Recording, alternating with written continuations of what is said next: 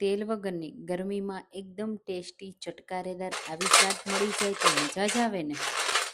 Hello friends, હું છું શીતલ. તમારું સ્વાગત છે મારા કિચનમાં. ઘરે જ બનાવીશું પાપડી ચાટ, એ પણ તેલ વગરની અને ખૂબ જ હેલ્ધી. પાપડી પણ તેલ વગર અને રગડો પણ તેલ વગરનો, અને સાથે એકદમ ટેસ્ટી ચટકારેદાર ચાટ ગરમીમાં ખાવાની બહુ મજા આવશે. અને જેમને ચાટ પસંદ હોય ને એમના માટે તો એમ ફેવરિટ થઈ જશે. તો ચાલો બનાવે. એના માટે સૌથી પહેલાં મેં અહીંયા લીધા છે 1 કપ વટાણા. એને મેં 5 થી 6 કલાક માટે પલાળી દીધા હતા. તમે જુઓ ખૂબ જ સરસ રીતે ફૂલીને ડબલ થઈ ગયા છે. તો હવે વટાણાનું બધું પાણી કાઢી લેશું અને એને બાફવા માટે કુકરમાં એડ કરી દેશું.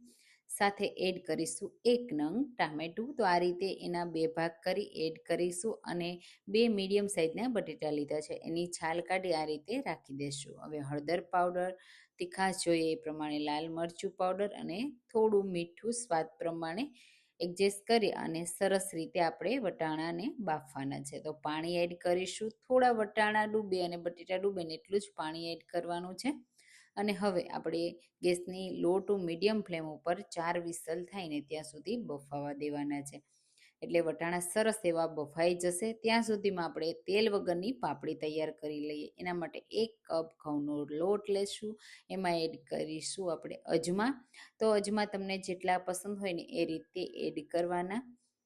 પચવામાં એકદમ હળવી રહેશે અને ખાવામાં ખૂબ જ સરસ લાગશે. અને તમે આ પાપડીને બનાવી મહિનાઓ સુધી સ્ટોર પણ કરી શકશો. હવે સ્વાદ પ્રમાણે મીઠું અને મોણ માટે ઘી એડ કરીશું. બધી વસ્તુને સરસ રીતે પહેલાં મિક્સ કરી લેશું. તો તમે આવી તેલ વગરની ઘરે પાપડી બનાવી અને પાપડી ચાટ ક્યારેય ટ્રાય કરી છે કે નહીં, કમેન્ટમાં મને ચોક્કસથી કહેજો. અને હા, મારી રેસીપી તમે કઈ સિટીમાંથી જુઓ છો એ મને જરૂરથી કહેજો, મને ખૂબ ગમશે. હવે અહીંયા મોણ સરસ રીતે મિક્સ થઈ ગયું છે. તો આ રીતે થોડું થોડું પાણી એડ કરી મીડિયમ થીક એટલે કે થોડો કઠણ એવો લોટ બાંધી તૈયાર કરીશું. આ રીતે સરસ રીતે લોટને મસળતો જવાનો એટલે સરસ તમારો લોટ બંધાઈ જશે. અને અહીંયા મેં એકલા ઘઉંના લોટમાંથી બનાવી છે. તમે મેંદાના લોટમાંથી બનાવી શકો છો, ઘઉં રવામાંથી મિક્સ બનાવી શકો છો. તો આ પાપડી છે ને એકદમ ક્રિસ્પી અને ક્રન્ચી જ બનશે માત્ર એટલા ઘઉંના લોટમાંથી. હવે અહીંયા લોટને થોડી વાર માટે મસળી લેશું. આ લોટને કોઈ રેસ્ટ દેવાની જરૂર નથી. આ રીતે મસળ્યા પછી હવે આપણે એમાંથી એક મોટી સાઈઝનું આ રીતે લુવું કરી લેશું અને એને વણવા માટે લઈ લેશું. તો થોડું આપણે મસળી સ્મૂથ કરી લેવાનું એટલે એક સરખું વણાઈ જાય.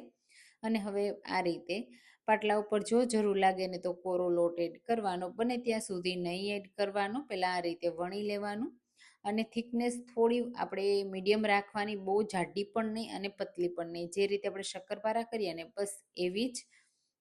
હવે મનગમતા શેપમાં કટ કરી લેવાની. તો હું અહીંયા સ્ક્વેર શેપમાં કટ કરું છું.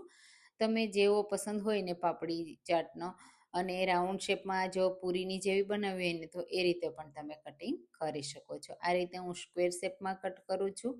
બસ આ રીતે થઈ જાય ને પછી આપણે એમાં થોડા આ રીતે ફોકની મદદથી કાણા કરી દઈશું, જેથી પાપડી ફૂલે નહીં અને સરસ એવી ક્રિસ્પી બને.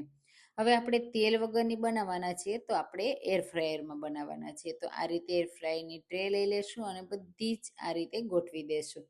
હવે પ્રીહીટ કરેલું એર ફ્રાયર હોય ને એમાં પ્લેટને રાખી દેશું અને એર ફ્રાયરને બંધ કરી દેશું. તમે ઓવનમાં પણ આ પ્રોસેસ કરી શકો છો. 160 ડિગ્રી ઉપર મેં 15 મિનિટ સરસ રીતે ક્રિસ્પી કરી લીધી. તમે જુઓ કેટલો સરસ ગોલ્ડન કલર આવી ગયો છે. હવે આપણે આ પાપડીને ઠંડી કરવાની છે. ઠંડી થશે ને એટલે સરસ એવી ક્રિસ્પી થઈ જશે.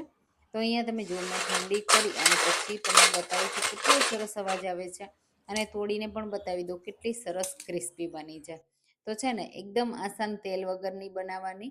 હવે અહીંયા વટાણા સરસ એવા બોઇલ થઈ ગયા છે. તો મેં કુકરને બંધ કરી દીધું હતું અને ઠંડુ પણ થઈ ગયું છે. તો ટમેટા જે છે ને એની છાલ નીકળે ને એટલે આપણે કાઢી લેવાની છે.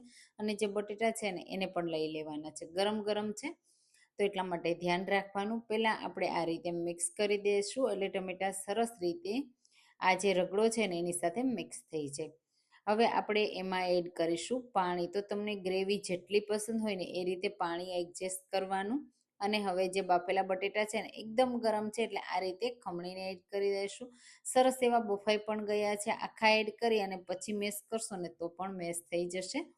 તો આ રીતે મેં કપડાની મદદથી થોડા ઘસ્યા અને થોડા એમ જ નીચે ટુકડા પડી ગયા, તો એ રીતે પણ એડ કરી શકાય. બંને બટેટા મેં એડ કરી દીધા. જુઓ અહીંયા બટેટાના થોડા ટુકડા છે ને, તો સાઈડથી આ રીતે મેશરથી મેશ કરશો ને એટલે થઈ જશે, એકદમ સરસ ગ્રેવી સાથે મિક્સ થઈ જશે. હવે આપણે એમાં મસાલામાં ચાટ મસાલો એડ કરીશું, સાથે સંચળ પાવડર અને એડ કરીશું શેકેલા જીરાનો પાવડર. તીખાશ જોઈએ એ પ્રમાણે ચીલી ફ્લેક્સ એડ કરીશું અથવા લાલ મરચું પાવડર પણ એડ કરી શકાય. મિક્સ કરી દેશું અને આ રગડાને થોડી વાર માટે આપણે કૂક કરી લેશું.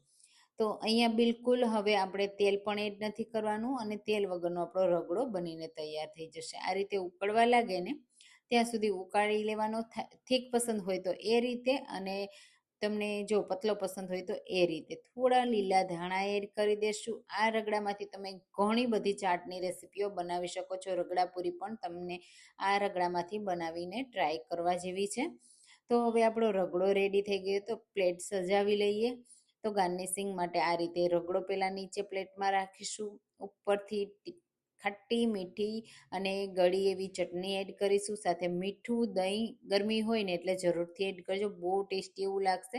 સાથે સ્પાઇસી ગ્રીન ચટણી એડ કરીશું. થોડી ડુંગળી એડ કરીશું, જો ખાતા હોય તો એડ કરવાની, નહીંતર સ્કીપ કરવાની. ટામેટા એડ કરી દઈશું અને સાથે તૈયાર કરેલી પાપડી એડ કરી દઈશું.